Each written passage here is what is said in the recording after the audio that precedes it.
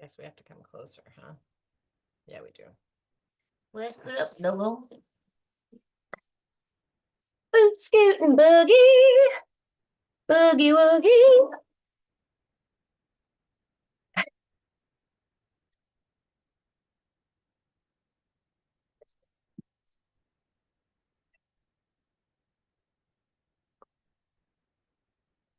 I just saved y'all from the echo of doom. Okay, hold on. Let's get sorted here. Good morning, everyone. Okay. Just finishing setup. Oh, sorry, did I sit on a dog? This is gross. You can keep that over there. No, it's gross. I don't want any part of it over here. Okay. Sun is playing peekaboo this morning with my eyeballs. Hi, Carter. How are you? Good morning, everyone. You know that moment when you overfilled your coffee and you have a hyphy dog sitting right next to you, so you pray that you don't burn yourself?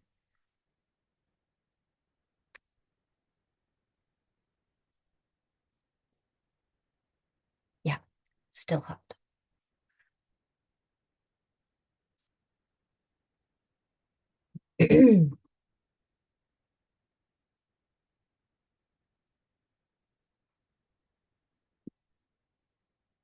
Okay. Hi, Corey. How are you? Just getting settled in this morning for Bhakti Bites.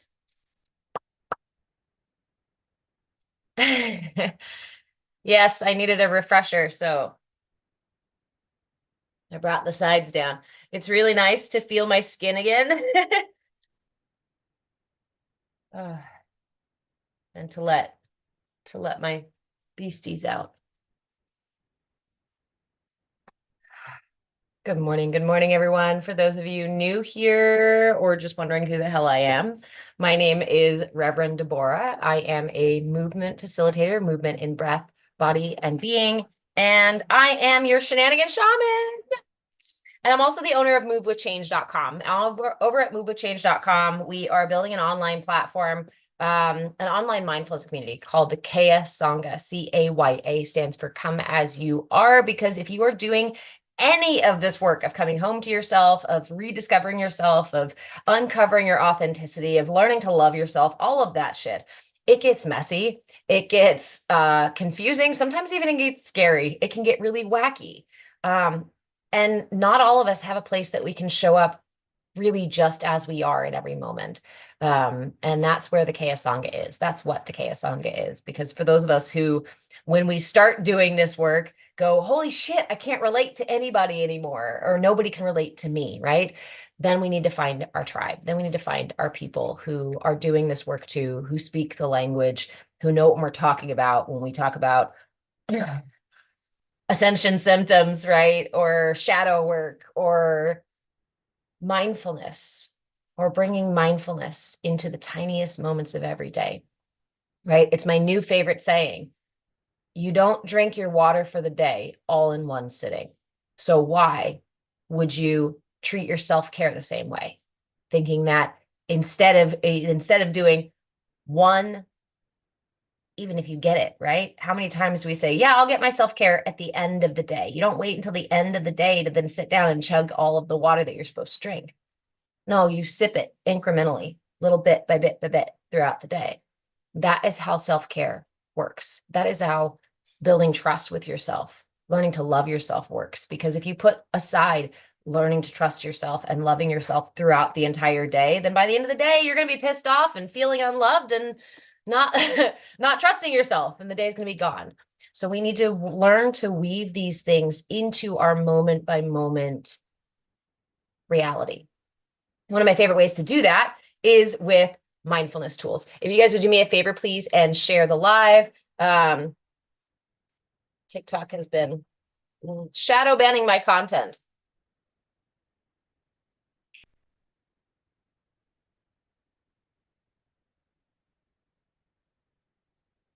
So in honor of all of that, of bringing mindfulness, bringing self-care into our moment by moment day, these are our Bhakti Bites classes.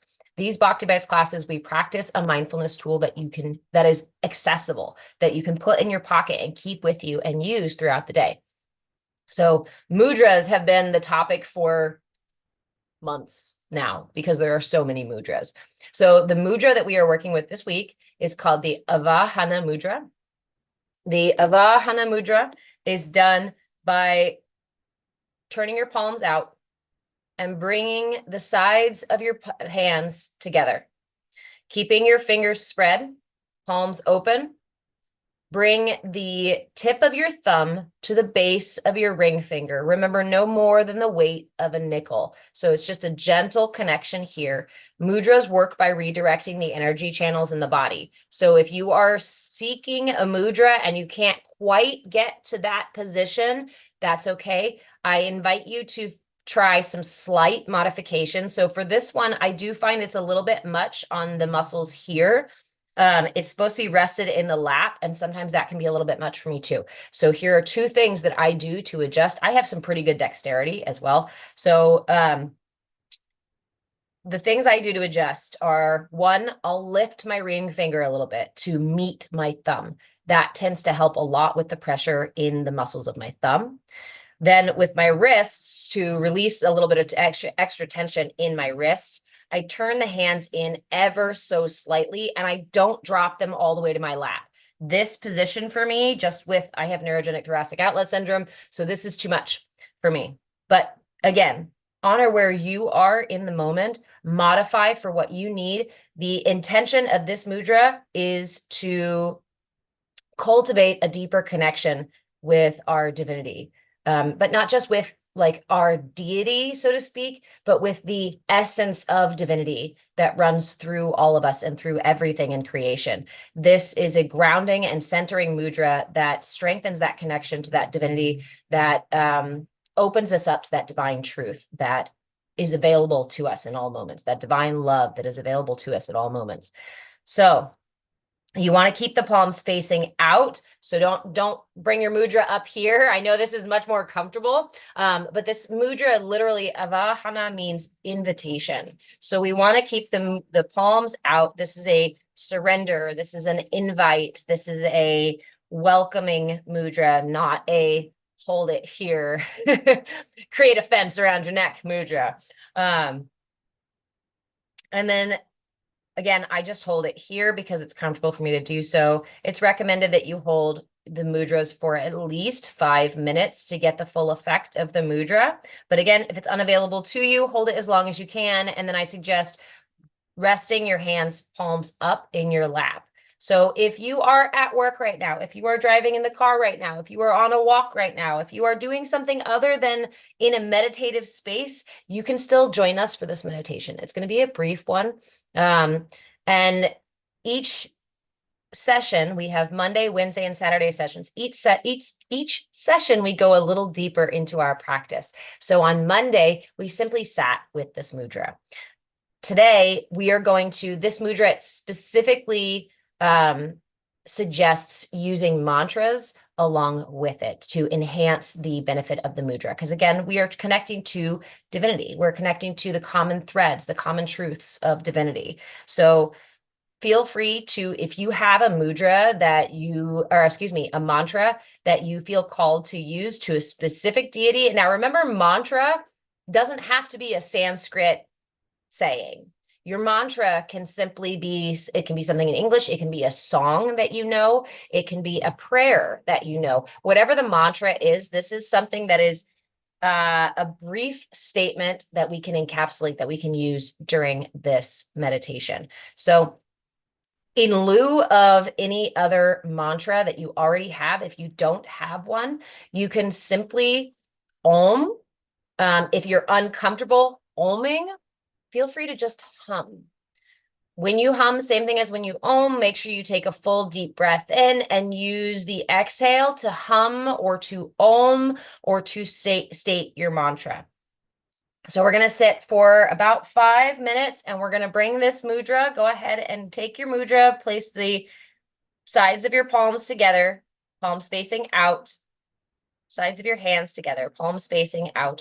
Bring your thumbs in to just barely touch, no more than the weight of a nickel, to the base of your ring finger. And then either hold this here or rest it in your lap if it's available to you. You can also use a pillow or a block or a something to prop up your mudra if that helps as well. Once you have your mudra, go ahead and close your eyes and we will begin our practice with 3 deep breaths. Begin by inhaling through the nose, pulling the breath through the lungs and all the way into the belly. And let it go. Inhale again, lifting the heart and elongating the spine.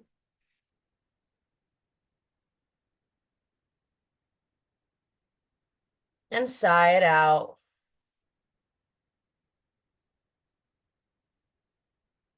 Inhale once more, expanding the rib cage in all directions, front, sides, and back. Hold at the top.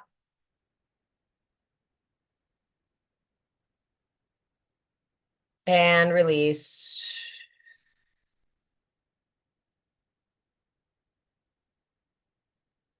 Now for just a moment, I invite you to follow the breath, inhaling all the way to the top and exhaling all the way to the bottom, allowing the breath to anchor you into the present moment, allowing it to sink you deeper and deeper into your practice.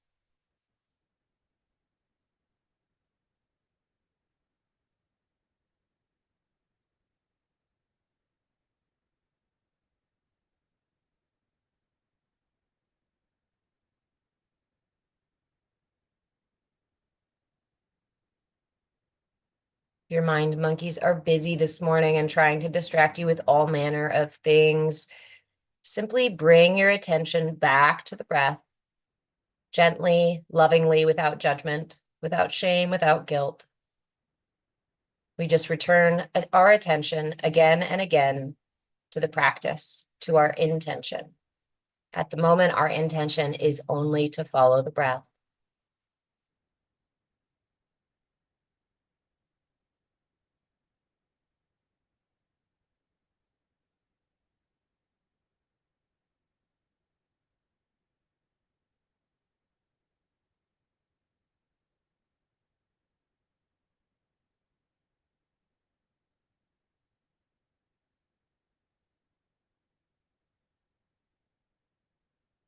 When you are ready, you may stay here as long as you'd like, just following the breath, if this is enough of a meditation for you. If you would like to deepen your practice, I invite you to grab a mantra that works for you. Again, this can be anything from Sanskrit to English to prayer to song to affirmations if you'd like to as well. Or you can simply join me in an Om. We will repeat several rounds of the Om. Again, just Om is the resonant sound of the universe. So assists us in tuning in to that divine life force that flows through everything, which this mudra is also working to do as well. When you are ready, take a deep breath in.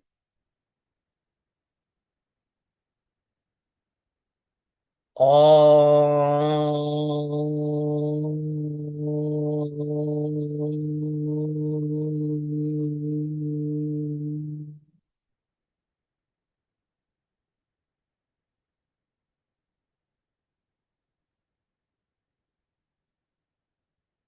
Om.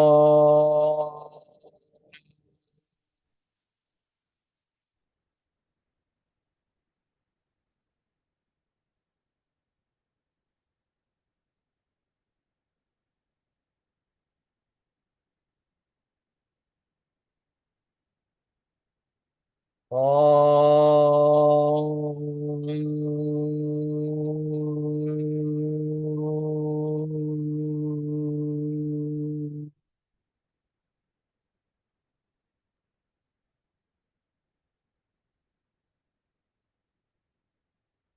Om.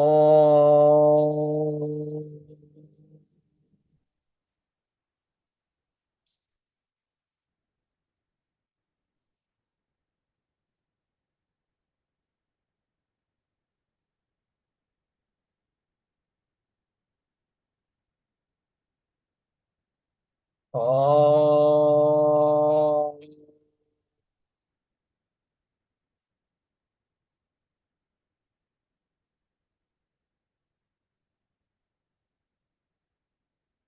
And we continue repeating your mantra. The longer you repeat your mantra, the more it will resonate within you. The longer you hold your mudra, the more it will resonate within you. These practices, these tools work to align our energy, our physical, mental, emotional bodies so that we may expand out toward and experience the bliss body, the most expanded state of being.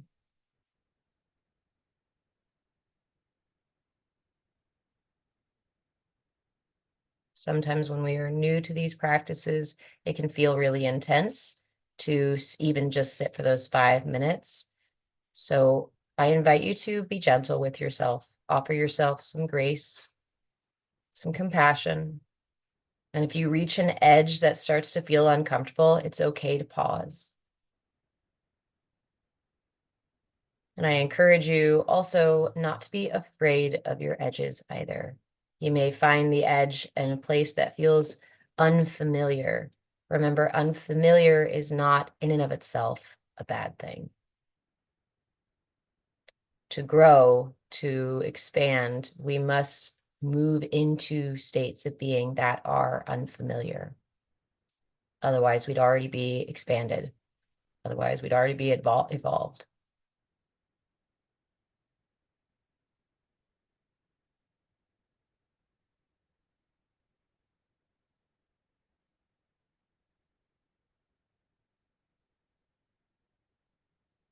And you simply return to the breath, or you may return to your mantra when it's available to you. Let's take 3 more rounds.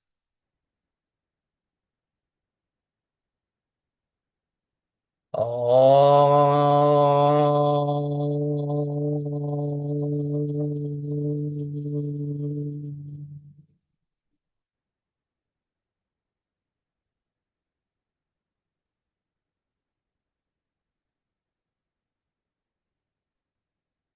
Om.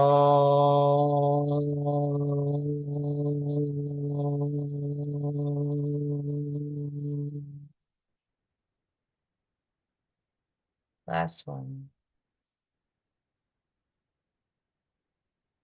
Om.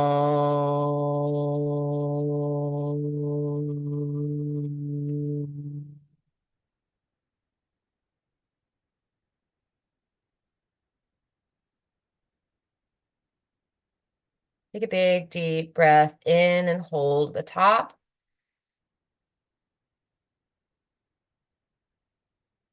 Hold, imagining the breath swirling around your entire being, clearing out anything stuck, anything no longer serving you, anything you're ready to let go of, and release with the exhale.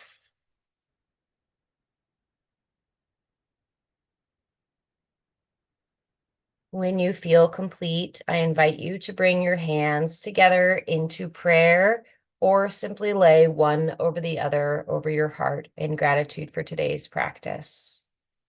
In gratitude for that divine prana, that life force that flows through everything in creation. Offer yourself a little gratitude for taking the time for self-care today. I'm so proud of you for taking just these 5 minutes. Can you believe it? All you needed was these 5 minutes.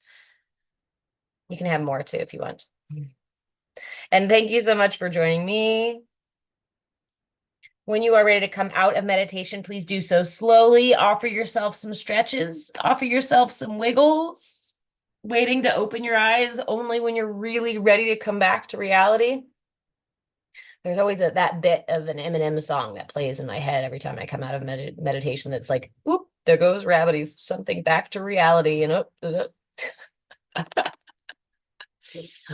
hello, eyeballs. My avocado onesie. Yes. I do have other onesies. Actually, I just put them in the wash recently. But, Beto 7. The reality is that's how the mind works, right? That's how the mind monkeys work, is that they kind of pull random information that somehow relates to the situation.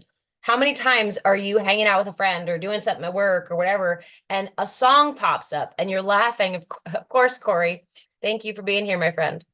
And a song pops up and you laugh about how it totally relates to the situation, right? The lyrics somehow relate to the situation. And you think, good job, brain. You made a connection.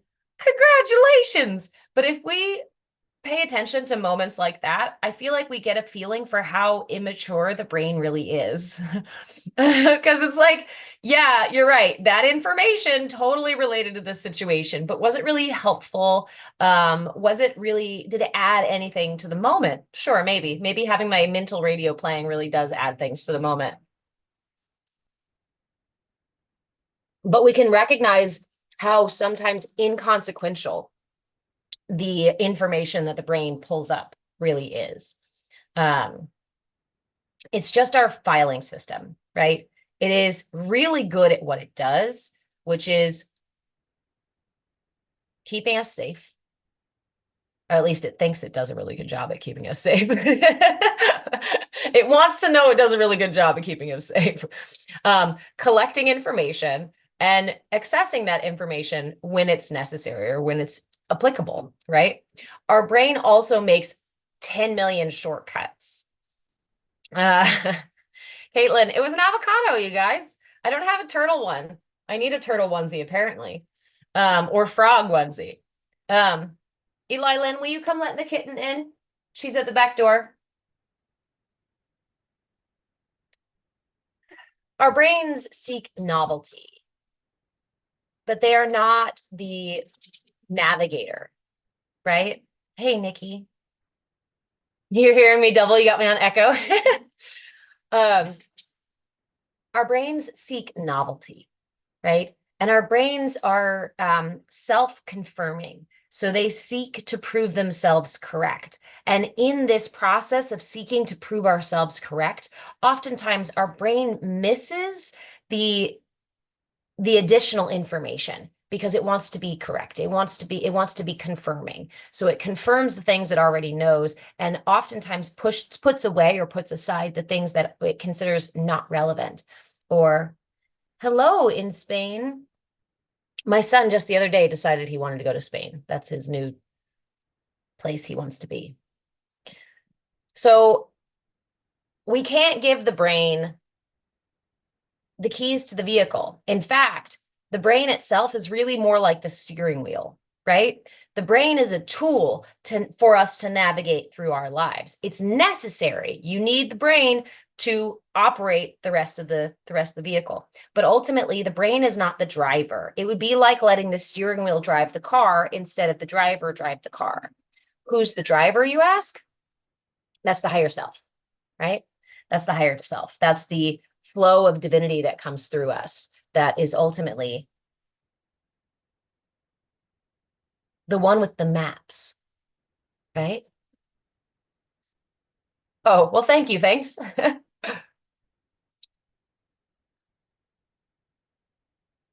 Now, kitten, hello. So again, today's a brief session. My son and I have some errands to run, but I wanted to leave you with this piece. And I wanted you to remember that today. Go through your day remembering that your mind is just the steering wheel. Yeah, it's just the steering wheel. In fact, it's part of the vehicle that gets you through life, right? But it is not the driver. It does not have the maps. It is not a skilled navigator. So ask yourself in those moments, in each moment that you remember. This is how I love mindfulness, honestly. It's because I just put a bookmark in my head and I say, okay, every time this thing comes up throughout the day, I'm going to remember this piece. I'm going to think about this piece. And it works half the time. Sometimes it doesn't at all. Sometimes it works swimmingly and we do it all day long. But when your brain pops up with something novel, a song, a memory, a random thing, when your brain does the random hello information thing, I invite you to just remind yourself, like, good job. It's like a little mind monkey pulling some random bit of information out of the library and saying like, oh, this kind of sounds similar, right? The sky is blue. This is blue. And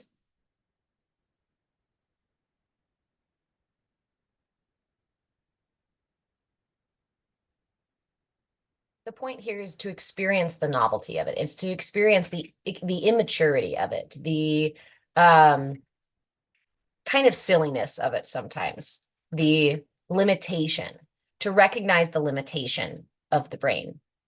And when the mind pulls up these little inconsequential things or amusingly related things, I invite you to then ask yourself, what does my higher self have to say?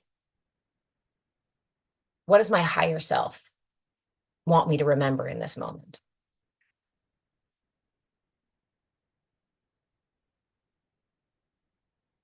Galactic Overlord. That's why I made up the saying, the insanity of humanity is the reflection of the projection. Oh, oh, oh. The insanity of humanity is the reflection of the projection. Hot damn. Hot damn. I really like that. That's going on my board. That's going on my dry erase board. I really like that one.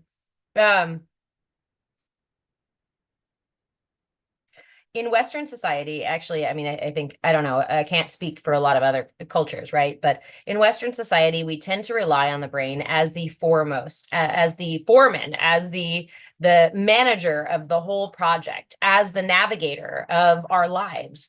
And that responsibility is misappropriated, or not appropriated, misdirected, misgiven.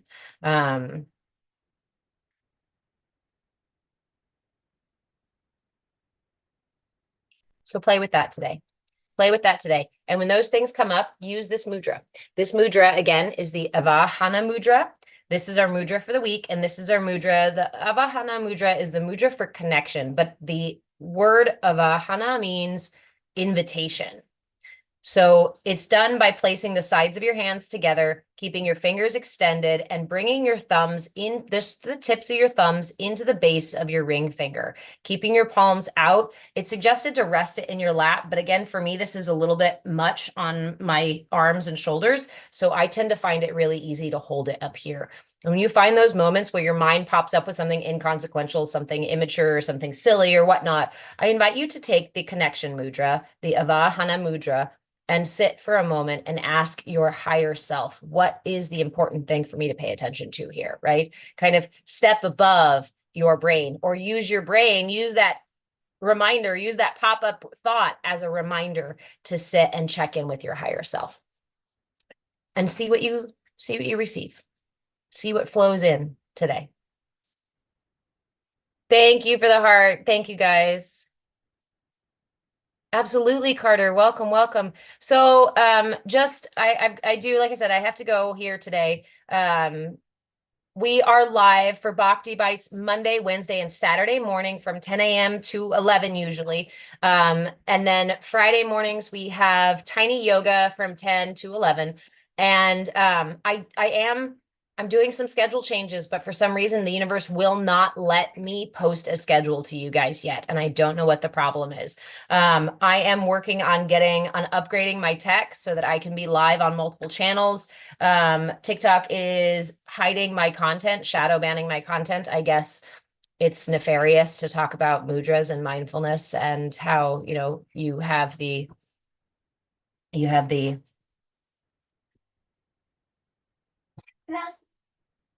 chakras. Yeah. Well, I mean, the self-healing, that's it. Activating the body's self-healing properties is probably a very dangerous thing to talk about. You're right. So, today's Wednesday. For those of you who are members of the Kaya Sangha, we have group coaching this evening at 4:30 Pacific time. It will be on a Zoom call. I will send out the email to everybody so that you guys all get that. If you would like to join the Kaya Sangha, again, the Kaya Sangha, CAYA, stands for Come As You Are. We practice radical inclusion, revolutionary kindness, because we believe your authenticity is the purest form of your divinity. It's the purest expression of who you are, of that divinity that flows through you. And ultimately, it's who you're meant to be. So we cultivate a safe space for you to show up just as you are, especially as you're learning to allow that divinity to shine completely, brightly, widely, not widely, openly through you. If you are a subscriber here on TikTok, remember you get a free month to the Kaya Sangha. So let me know if you have any issues using that code. I can get you in there. If you would like a free month to the Kaya Sangha, subscribe here on TikTok. There will be, again, there's going to be some changes coming up. I need to make sure that I have a good work-life balance. And that is not the case at the moment. I am doing a great deal of stuff for free and working a lot of stuff in the background without making something equitable. So I'm going to have to do some shifting things, and I will let you guys know how those things go. Otherwise,